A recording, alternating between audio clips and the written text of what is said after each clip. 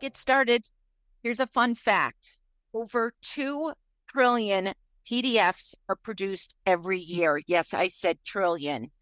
As we continue to shift into an increasingly digital world, ensuring that these documents are accessible to everyone is no longer nice to have.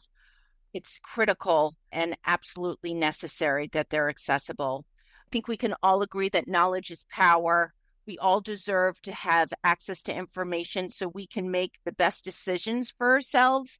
And accessibility isn't just about compliance. It's about fostering inclusivity and ensuring no one is left behind in this digital age.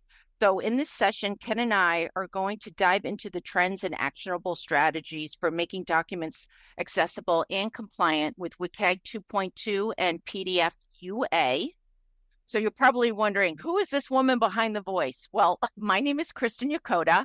I've been in the accessibility industry for a decade now, and I wake up excited every day because I find it so compelling to be able to have a chance to share variables, trending, and best practices with larger organizations and small.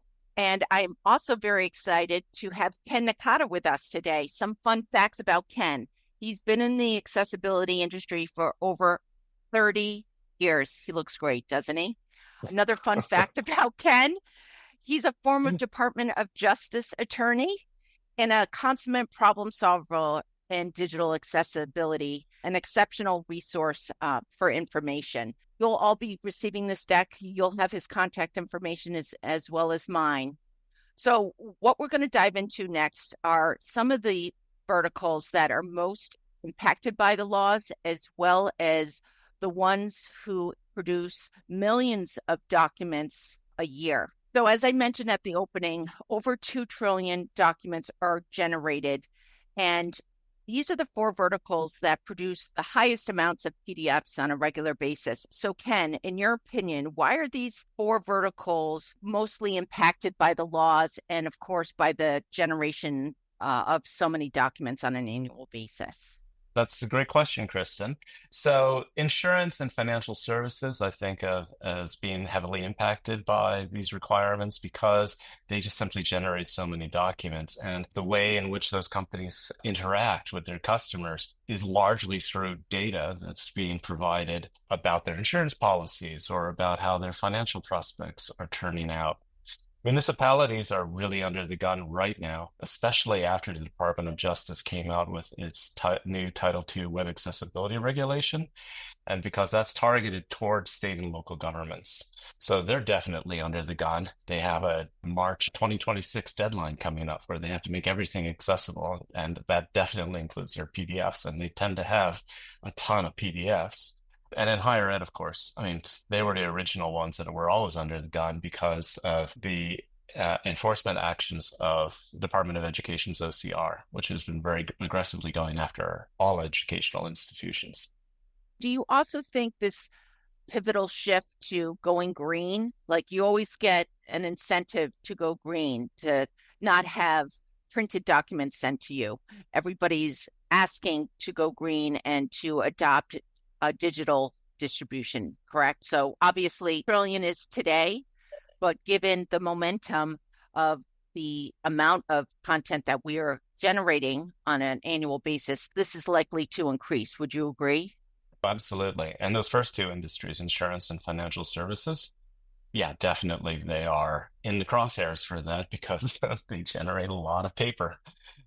Yeah, Exactly. any publicly held company actually would because of, they have SEC requirements and they have to file their 10Qs and 10Ks. Yeah, naturally they have to worry about making sure that all those documents are accessible. Thank you for that.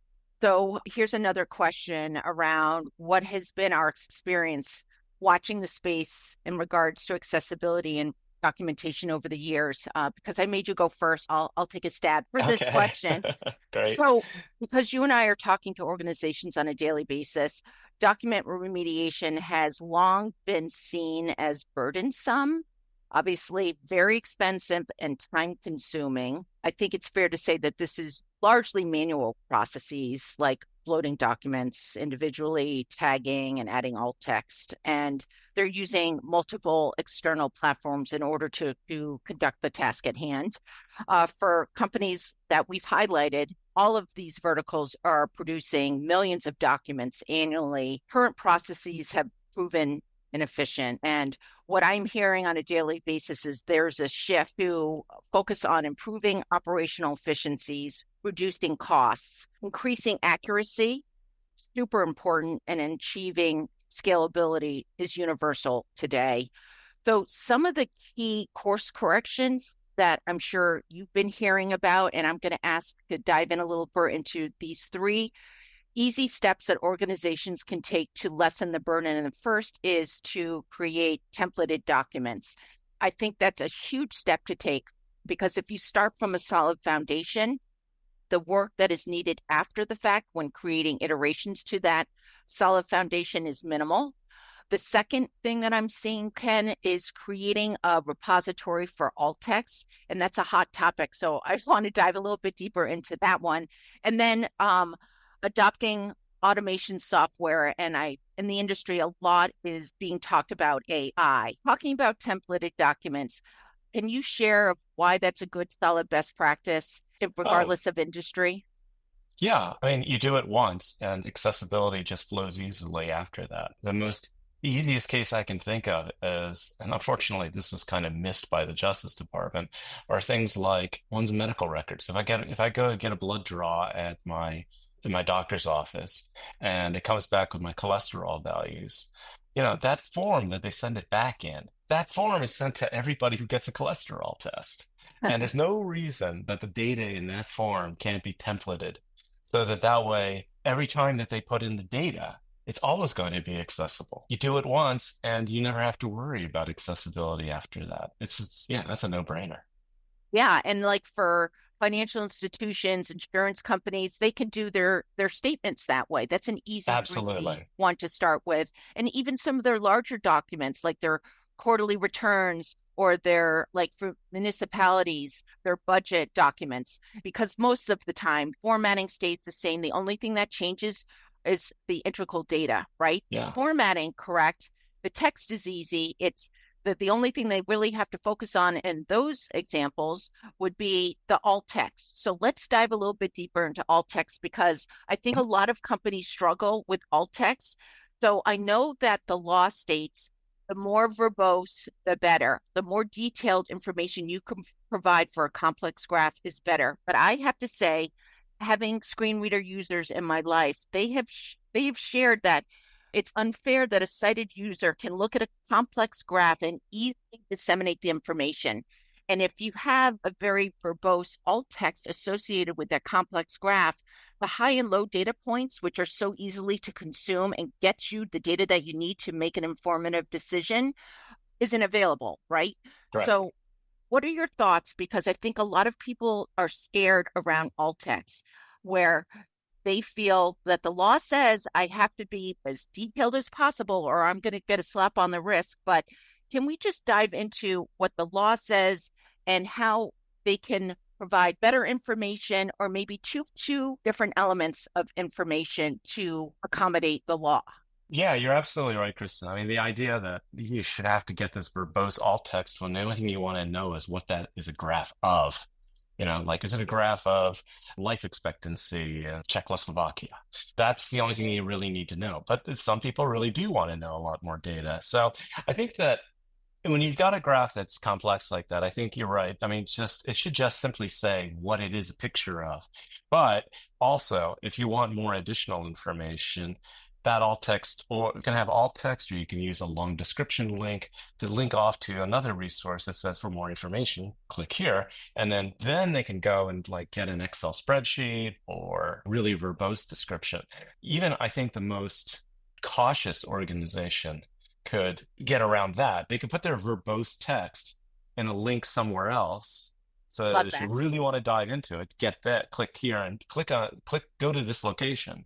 But otherwise, most of the users just want to get past that link. And in fact, they probably say, if your alt text gets too long, it really does affect usability. And then you could also start getting complaints on the other end saying exactly that. Remember when I was in the federal government, people would put these incredibly extensive alt texts in something like as simple as a GSA logo. And all I think we got were complaints from that.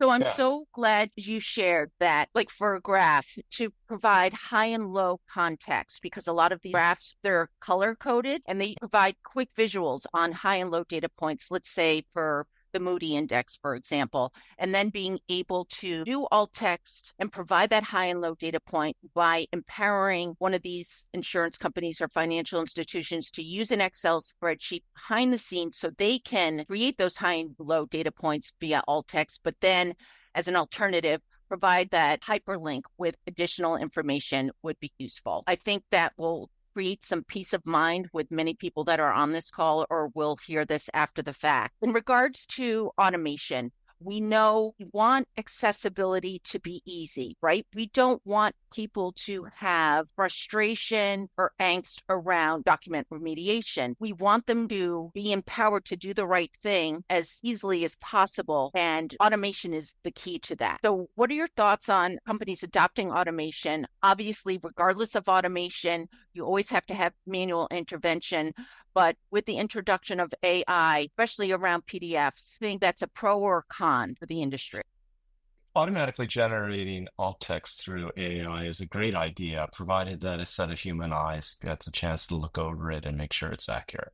AI hasn't quite yet gotten to the point yet where we can just trust it implicitly. And I So don't think obviously, a we human should has to ever be able do to look that. at it. I don't know. I mean, we don't know where AI is going. And I could right now we think about things in terms of, okay, give me the minimal data or give me the extreme data. Now, if we look at it like web accessibility, not PDF accessibility, I could foresee a day when if AI got sufficiently advanced, a user could be able to drill down into an image and say, oh, okay, that's a picture of this. Well, actually, I'm kind of curious about that picture. Tell me more about that. And then AI would be able to flesh it out a little bit more. Well, no, I want a little bit more detail than that. I want to know like what all the little colors of the different bars are. Oh, okay. Then it could tell you it could be responsive. And I think it is it's what I call mutable alt text. That's my distant vision for the future. Love Now, that. it's probably going to be 20 years before we get to that point where we can trust AI like that. But as much as I don't want to rely on AI, also we shouldn't sell AI short. I agree. So getting away from alt text in relation to just document remediation, if the ability to automate headers, footers, links, for me, I think that would just be a huge win because people don't just have a task of a document remediator, right? They probably have three other jobs. So if technology can do the heavy lifting for them and they can just swoop in and just manually check to make sure this looks okay and make any customizations they wish based on their company policies. I just think it would just bring so much peace of mind to companies because morale is down in a lot of these big companies that I talk to. Morale is down because it's kind of like when somebody asks you to do a review on a 10,000 page web entity, and then you provide them all this remediation that has to take place, and people are just stuck because they're like, where do I start? So Mhm. I think Yeah. automation could be huge so people aren't overwhelmed. And when they're overwhelmed, they don't take action. So the adoption of automation can just be such a great thing for document remediation because regardless, it is very time consuming, correct? Yeah, although tools that coming out for PDF remediation that you guys make and your competitors make, they definitely simplify the process. Getting back to one of your earlier points, though, I think that I think some business pundit, I wasn't maybe Malcolm Gladwell or somebody like that, said that people perform best when in their work when they know exactly what they have to do and they know that and they've got the tools to be able to do it. And the problem with a lot of PDF remediation is that these companies say, "Well, we're going to adopt a document accessibility policy and we're going to make sure everything is accessible." And so they give the the tools to everybody, and then they don't really train them well enough. And then they also don't have to have everything to be accessible, like an inter-office memo or something like that. And so they don't use the tool often enough to know how to use the tool. And then all of a sudden, when they do have to publish a document publicly, they use the tool, but then they say, oh, I don't know what the heck I'm looking for. And that's not a good scenario. So I think instead you want a couple of people that have the tool, that use the tool regularly, that are competent at the tool. And those are the people that have to make sure that before your document goes public, it goes through them. Yeah. So now we're going to dive into it around some of the variables that are trending. So dive a little bit for trends and the need more with less time and effort, right? Many of us have many different roles in our current jobs and responsibilities. And many companies that I've spoken to are actively increasing the number of vendors that they engage with. They're focused on minimizing the cost of remediation. And obviously, automation plays a critical role in addressing these priorities. Like talked about diving into automation, tooling that can take on 90% of the heavy lifting, I think, is a godsend. That valuable time. It also allows teams to scale their efforts efficiently, supporting larger workloads without adding strain. Because a lot of these companies get inundated with time-sensitive projects, right? Some of these industries, banking institutions, some of them have to create market analysis on a daily basis. Others, to quarterly earnings report. There can be time-sensitive projects that are very large at scale. So if you can incorporate manual aspect and engage with a technology that does most of the work for you, and you're just double checking. Obviously, human intervention is very important. And part of that is incorporating screen reader output as well. I think that's also very important. But are you seeing the same thing? The number of vendors that they are working with, they're looking for operational efficiencies, looking to drive automation in that regard. Any other things? Oh, scalability is huge too. Would you agree with the variables that are trending over the last Yeah, years? particularly around automation. And I put in that, that kind of blends in with improve operational efficiency. The thing that I see happening is the simplicity of the tools. Anybody who's ever gone into Adobe Acrobat and to the tag editor knows that trying to make a document accessible through the tag editor is no fun. And it is frustrating because some things you just can't do that you need to do. So you have to come up with all crazy workarounds. And then there are the next level, which are also these very PDF accessibility expert centric tools that really let you dig into the tag structure. And there are a couple out there like Access4 and Common Look has a tool for that. And that's great if you're a PDF expert. But if you're average everyday person trying to make a PDF document accessible, good luck with those tools. Yeah, Yeah. I Instead, you need a totally simple agree. tool that accomplishes the same thing that just is easier to use. It's like using WordPress to design a web page versus hand coding the HTML on every page. Exactly. I was going to use that use case right now. And that's a really good point for us to share is that as things evolve around accessibility and digital content, there's a progression. And the important thing is to educate people that the status quo may not be the best thing because technology is always evolving and there's always another option. I think that the challenge that we have is getting an opportunity to educate people that there are other options that can save you time and save you money as well. Now let's get into what so many people are frustrated with. And I love this image of this guy just holding his head with documents surrounding him and the inadequacy of traditional approaches. Just speaking generally, they're fragmented, their process lacks cohesion, they're inefficient, and they provide inconsistent user experiences, making it difficult to maintain compliance. I've seen many organizations are burdened by the need to juggle multiple technologies or tooling. So they might go to Adobe and then they might go to JAWS Inspect that provides JAWS output. Many organizations are looking for information that can be succinctly provided. Another common pain point includes the lack of accuracy current tooling, and critical context around alt text is lost. And something that you've reiterated time again in the last 24 minutes is organizations, not every organization, I should say, has the luxury of having in-house accessibility experts. So that really adds another layer of complexity. And I think holistically, incorporating all of these challenges, the result is many companies express the same sentiment. There has to be a better way. So I'll pause there and get your thoughts on that. Multiple tools, the lack of continuity, going from one screen to another, you can lose context. So how do we present the data in a unified way so everybody's on the same page so they can make better decisions faster? That's one thing I hear every day. We have 5 tools that we're using, and I have one that does this, and then I have to go to another tab and look at that, and I lose my frame of thought, the context associated of the process. If you know what I'm saying, Ken.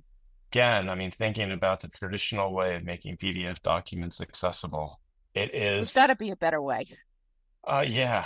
I mean, I don't mean to pick on Adobe, but Adobe certainly provided the tools for making things accessible, but they didn't make it easy. And Very that true. left a huge marketplace opportunity. And then companies came along that sort of filled that void, but only for the real document accessibility diehards, the people that are like on a WCAG working group or a PDF UA working group. Those people, yeah, they certainly know how to make PDF accessible using some of the more complicated tools, and they could probably whip it out pretty quickly, but that doesn't necessarily mean that, that's a good solution for the rest of us. And one thing I've seen, some of these companies, there are millions of dollars to invest in, and there's multiple modules that you have to purchase in order to get this holistic approach to documentation accessibility, where there really Hmm. should be a knock center, because you hear from other companies, there's a scanning engine, and then there's a compliance report engine, and then if you want a document repository, oh, that's another module. And it just adds layers of complexity, it adds layers of cost. And even though you're buying the modules from the same vendor, they're not working together. They're still segmented, if that makes Hmm. sense. Would you agree? Yeah, because Okay. each one of them probably has a different development stack. Yeah, they're each being developed separately, so big surprise. So I think that one of the things that a lot of people lose sight of is the complexity of developing software. Like even right now, if you go out try and buy a fully accessible piece of software, the VPAT will always come back, and if it's an honest VPAT or an accessibility conformance report, it'll always come back showing some kinds of errors. What, 24 years after the passage of 508 and the invention of the VPAT, and we're still having these issues? And people would say, well, why is that? Well, it's because developing software is like developing web pages. It's constantly changing and evolving. There's a whole bunch of requirements for different features to be added to the software. And so it's not any big surprise that software always has some accessibility issues with it. And the same thing goes with developing any kind. If you're developing parallel pieces of software to fill in different features in making a PDF accessible, yeah, those things might not necessarily all play together well. If it's developed under one platform, that's a different story, though, because then it all has to, out of the box, it all has to play well together. Very true. And as a side note, I've never seen a solid VPAT. And if you do have a vendor that presents to you 100% VPAT, beware, because there should never be 100% VPAT. Yeah, I agree. In regards to what does not work, leaving it to the line of business. Oh my gosh, I can't tell you how many people I talk to or organizations that have who have this concept of saying, well, we want them to be make autonomous decisions. They should do what's right for them, their segment, so they can buy their own toolings. They have their own process. And I strongly disagree with that, because when it relates to accessibility, there really has to be a framework, policy, process, and that involves tooling. And if you allow, let's say, 10 different business units to make 10 different purchasing decisions and follow their own process, how is that even measurable? How do you even manage progress over time? What are your thoughts there? Oh, yeah, absolutely. I mean, I'm dealing with state and local governments, and I'm amazed at how different some of them are in terms of some of them are tightly integrated and some of them are completely stovepiped. And getting things done in a stovepiped organization takes 10 times as long as dealing with much more integrated organization. Plus, there's also the costs. Why buy 10 licenses to something when you could buy one big enterprise license to something? It just doesn't make sense. So there's a number of reasons why it shouldn't just be left to the business units. And the output's going to be significantly different. You know what I mean? Hmm. Like I worked with Yeah. Google for years and they kind of had that mindset where they said, oh, we don't want to be political and force our hand to have everybody adopt the same tooling and process and workflow. And I'm thinking to myself, okay, I can appreciate because you're engineering folks, you're very creatively minded. But when it comes to accessibility, there really has to be an enterprise-wide approach to it. Otherwise, some people are going to be left behind, and that's not fair for a consumer who's working or being represented by that line of business. Yeah, there's a certain minimum threshold that everybody has to meet up to in in a big organization. And with document accessibility, that means that your public PDFs, at a very minimum, have to be accessible the moment they go out the door. Yeah, if you can leave it up to the artsy fartsy types to come up with whatever, or the creative engineering types to come up with whatever their heart desires, but there are certain things they always have to remember to do. And those things that they always have to remember to do shouldn't be left to that organization, no matter what it is, whether it's privacy, security, accessibility. Those basic minimal things there should always be somebody watching over everybody to make sure that that minimum bar is being met. And to these other variables that are presented on the screen right now, when there isn't an enterprise approach and it's set up to line of business, that costs a lot more. You're dealing with multiple vendors. You can get better pricing if the company adopts the technology enterprise wide. Everybody's trained on the same thing. Think about how many times people have changed jobs within an organization, right? So if I was working Google on Google Cloud products and I migrate into another area, then I have to adopt their tooling. So I think that inconsistency, they're not taking advantage of cost advantages. The organization can benefit holistically because people bob and weave within an organization during their tenure. So then they have to learn something new. It's inefficient for resources because they're spending more time to ramp up on a new tool that they're unfamiliar with. The output is going to differ. And what I've seen, I'm sure you've seen it too, those who adopt an enterprise approach regarding tooling, process, policy, and workflows are the most successful and they're winning the game. What are your thoughts there? Oh yeah. I mean, it goes back to what I said initially. I mean, centralized organizations always do better than stovepipe organizations, no matter what we're talking about. Privacy, Yep. security, accessibility. Yeah, I mean, they I, just to- do better. I know, and I don't understand why they're stuck in this thinking because it's so archaic. Oh, I think it's human nature. But anyways, go ahead.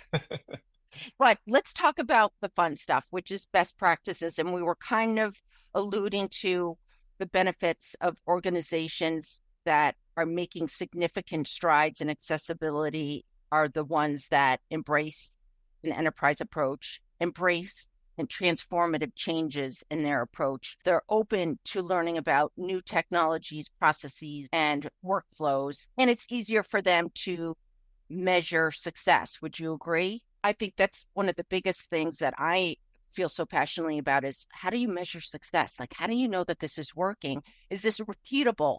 Is it measurable? The quality of output is just so important. And then in regards to technologies that are out there, I love screen reader output. In a previous life, so JAWS, I saw JAWS Inspect, which was the text output equivalent of JAWS. JAWS, you need a PhD. And now we're seeing technologies that are out there that are providing JAWS text output in their platform, which I think is huge progress. Obviously, we're always advocating human intervention. I think that's always critical. And I know you echo the same sentiments, Ken, there in regards to some of these things that are highlighted, we talked about templatized documents. We talked about alt text repository. I think these are small efforts that they can make that have huge impact.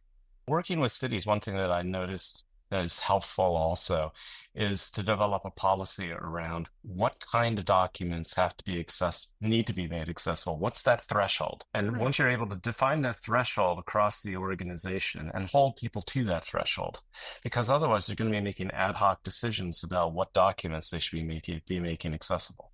Like if I send a letter to one person that's in the public, does that document have to be made accessible? Well, certainly it should be if I know that the recipient is a screen reader user.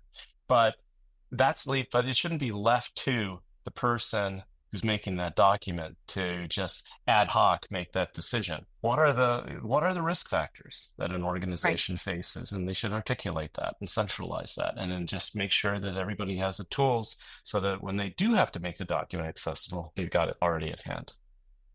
Let me ask you a question that I've been seeing with municipalities, because there is a gun to their head, don't have the budgets that a lot of corporate organizations do. I've seen a lot of them adopting this. If you need an accommodation, you reach out, you pay for it, and then we'll produce it. I don't necessarily like that approach, because why do I have to pay for a document to be accessible? Even if it's $5, Oh, yeah, you should even never if have to it's a pay for it. dollar.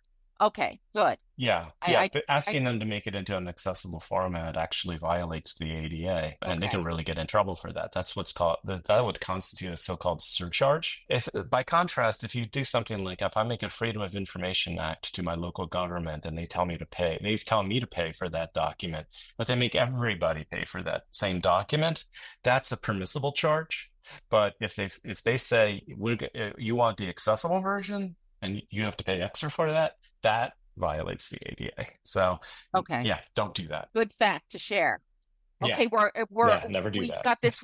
We've got one slide, guys, and then we're going to answer all your questions. So in closing, best practice approach, I feel, is an enterprise adoption, because it brings three core aspects to document accessibility. Number one, there's a defined process, there's tooling involved, and workflows. Secondly, it's repeatable, so that saves time and it's effective. Third thing, it's measurable. You can track progress over time and it eliminates risk. Would you agree with that? Oh, yeah. I mean, that's the whole purpose of bringing in centralizing it. That and cost, obviously. Yes. Yeah. Well, this was very fun. I love having conversations with you, Ken. I see a lot of people asking questions. So, VJ, do you want to present some questions to Ken to answer? Yes, we have some really good questions. I'm going to take it from the top. We have one from Samantha Radomski, which says, could you take that approach with budget tables and budget books as well? So I don't know if we have the context. And Samantha, if you wouldn't mind unmuting and asking your question, that would be helpful. Yeah, it was regarding the long alt text, because a lot of people are going into budget season. And so we have those extremely complex tables and graphs that are throughout a budget book in multiple ways. Okay, do you want to take that, Ken? Yeah, sure. I'll be happy to. So, having dealt with a lot of budget books, the tables are simple enough to be made accessible. The tools that Continual Engine and their competitors have are very good with dealing with tables. For the graphs and things like that, that approach of being able to provide all the extra data as a link, but then at the high level, just describing what's the one sentence takeaway from looking at that graph is ideally the alt text, but then also providing a link for more information. Here's the link to the backend data on the Excel spreadsheet. Yeah, the backend data. Yeah. There are probably some people who are sighted who appreciate that too, just because they want to dig into the data. Yes, good point, Ken. Great. EJ? And then go to the next question. There's a comment from Valerie, which says, also learning to establish a workflow where accessibility is taught off in the conception of source documents would reduce remediation work greatly. Yeah, absolutely. Yeah. There's Microsoft, for instance, spent so much time developing their accessibility tools. I mean, those at a minimum, just click the accessibility checker before you export it. Great. And then we have a question from Austin that I answered. Austin wanted to know about Continual Engine's prep platform for remediation and if it includes a built-in accessibility checker. I confirmed yes, it does, and it checks against PDF UA and WCAG criteria. Thanks, Austin. And then we go on to Chrissy's question. What platform can we use that will make creating accessible PDFs easy when we are initially creating the documents? Well, there's Word. It depends. I mean, so InDesign, a lot of people create PDFs in InDesign, particularly things like budget books. They tend to originate in InDesign because they want to show them to city council or things like that, or to county commissioners. They want something pretty. So InDesign is a big one. Word is another one. And there are definitely techniques. Well, there are techniques for in InDesign for exporting to accessible PDFs, or I should say more accessible PDFs. And the same thing definitely goes for Microsoft products. Most of the big enterprise products have some sort of feature for accessibility on the export when you're creating a PDF from them. But of course, you're still going to have to go do some work on the PDF end. An example of that, for instance, is in Word, you can set the header row on a table, but you can't set the column headers, the row headers for each row. So that left-hand column on a table in Word, you can't set header values there. And the problem is that you need that in order to make that table accessible in order to conform with WCAG. So you have to do that end of it on the PDF side. So actually, I mean, there's a lot of benefits in exporting to PDF, I think, because that Word document that has a table in it, it's going to be more accessible as a PDF than it's going to be in Word. Interesting. One case for PDF, which we don't always hear. Yeah, PDFs get vilified so much, but because you can achieve basically the same thing you can achieve in WCAG with them, they do offer some real benefits. So one comment from Samantha, it says the price on one license for software that is to help can create a financial problem for the entities that have extremely small budgets. I love when companies provide the enterprise options or concurrent options when it comes to licensing. I totally agree. I think having flexibility and affordability is very critical as people are still navigating through and figuring out budgets. We're moving on to the next question from Jim Melby. What software do you recommend that allows for quick onboarding and low learning curve? Okay, I'm going to mention you guys. I mean, certainly in terms of ease of use, to me, there are currently 3 leaders in the field: Continual Engine, Crawford, and I've heard Common Look is coming out with a web-based tool that is also simplified. And I've heard that it looks mysteriously like both Crawford and Continual Engine's dashboard. I wonder how that came about. Anyways, in terms of costs, from what I've heard from talking to customers, is that Continual Engine's prices are significantly lower than the competition. But again, I mean, I don't really know these things since I'm not the customer. I have seen in my position, since we don't do PDFs and we don't have any formal partnering relationship or any cost savings, cost sharing or fee finding relationships with any of the PDF vendors, it allows us to be very agnostic and be able to look at all the different vendors that are out there and see what they're offering. And all 3 companies will generate a good PDF at the end of the day.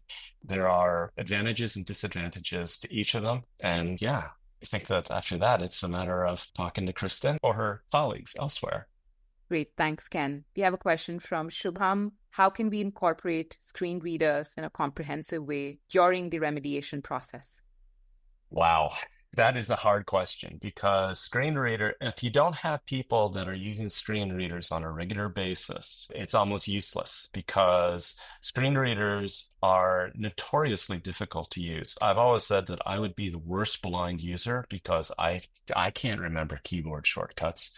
And yet that is absolutely essential. You've got to remember like a gazillion keyboard shortcuts in order to effectively use JAWS or NVDA. And it just so happens that the keyboard shortcuts between NVDA and JAWS are not the same. So that doesn't make it easy. And then if you try to go over to use VoiceOver on a Mac, it's a completely different set of rules. So it's extremely difficult. And I personally would find somebody who's a regular screen reader user to do it, or have one person that's their job, at least 50% of the time, to just look over things with a screen reader. That's the only way you could really do it effectively. So Ken, one thing that we differently in the space is that we provide JAWS text output side by side with every remediated page with a button. I think it's a unique approach. I don't know if you've seen that with your clients, but I think that's a game changer. Just do the things that you just mentioned. I just thought I'd mention that. Yeah, I definitely I think you saw that, but shortcuts that allow you to get to that same output are great. Those I definitely are in favor of, but the actual firing up a screen reader for somebody who doesn't do it all the time Oh, that's is a hell. nightmare. Yeah, That's nightmare. hell. Okay. All right, Says the next former Jaws question. salesman. Yeah, totally. I know. Okay. Natalie Cole asks, our organization is struggling to answer the question, how do we measure success? How would you recommend we tackle this issue? And I think that's a really great question. Ken, do you want to take it? Yeah, so you've got a whole bunch of inaccessible PDFs, for instance. And then it really comes down to a matter of inventorying those PDFs and then figuring out how many of them are you actually going to be making accessible, and how many PDFs are we currently generating, and what's the percentage of those that are being made accessible. So you might not be able to do everything all at once. So maybe you're only able to get to say 60% today because you're limited in budget or you haven't trained enough people. But then after that, it's a matter of like looking at the improvement, because you're going to end up creating more accessible PDFs, I hate to say. So you're going to get more Ken, licenses, how about train more people. How about for that gentleman, you can say when you're moving forward, look at template. If you start with a template that's constantly used, make that accessible, and then create a template moving forward that's accessible. So the iterations after it, I think that would be one quick way he could start to see some quick success. Would you agree? Oh, yeah. That would certainly jump the numbers up. Yeah, I think so too. And then the repository, for the person that asked the question around alt text, if you can start creating a repository of commonly used alt text and making those accessible that you constantly go back to, I think that will show progress over time in your overall effort. I agree. BJ? Yeah. 10 minutes. That answer your question, if you'd like to unmute. Yes, thank you. We are dealing with the inventory piece. I work for a higher education institution, so there is a huge amount of inventory. We don't exactly know what all we have. So inventorying is a difficult piece. So we're leaning more towards, do we measure a cultural change, how well people are applying the principles, and trying to measure it that way, and then identifying the key documents that are used regularly and remediating those. But it is for higher education institutions where it's difficult because there's one of me and you know how many documents are being produced each day. So yeah, thank you. But I think that's a good strategy, Natalie. Those components, your thought process, I think will drive success over time. It's a labor of love. Yeah. You got to rip the Band-Aid off and start someplace.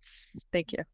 Two more questions. We work with a lot of Canva documents, which consistently have tagging issues. If a document is uploaded to Prep that has bad tags and OCR, is it possible to force Prep to ignore the data and retag or OCR the document? This is a second question from Austin Stam from Stanford. Austin, yes, you can. You can totally delete the tags and you can start fresh and retag it, and it'll typically do a better job if it has bad tags. And we could take it offline to show you how, Austin, if you're interested. And also, Prep works phenomenally with scanned documents, BJ. We work with a lot of banking institutions that use scanned documents, unfortunately, and they can just easily upload that to Prep, and Prep can do its thing. So there is hope for scanned documents. Okay, I think our last question. Canva. So that was Valerie's suggestion. Yes, I think that we all agree in this community here that Canva is not the best. What is the best way to create the templates? This is from Tammy Benzing. Ken, this person was asking, what's the best way to start with a templatized document, like to start from scratch so it can be at its pure state? Oh, that's really a question for you guys. You guys are the ones that take templatized documents and make the accessibility magic happen. Okay, so VJ and I could take that one. I just wanted to get your thoughts. So I'm not sure what industry you're in, but regardless of industry, what you can do is take that repeatable templated document, use a technology like ours, Prep, and it will, all of the tagging, it also provides the JAWS output for every page so you can make sure you're accommodating screen reader users. It will create a compliance report so you feel 100% confident that template is in for future use, is in a solid state. So let's say you're providing additional alt text as an iteration for the following week, month, or day. If you're providing new data to a table or a graph, those will be the only things that you're going to have to revet, if you will. And then if you're working with statement, just take that statement that predominantly what I've seen in the industry is you templatize that document using a technology like Prep. It's in that solid state. And then you can just repurpose that through millions of documents. DJ, is there anything you want to add to kind of what I was speaking to? No, I think at a high level, that's exactly correct. And again, Tammy, I think we could look at your case and, kind of expand more on how we could help you. But yeah, that approach that Kristin described is what we see to be very successful. Great. So it's 12:54. I want to thank everyone for giving us an opportunity to share our observations, share best practices and trends in the industry. So thank you all for joining. Bye. Thank you. Bye. Okay, bye.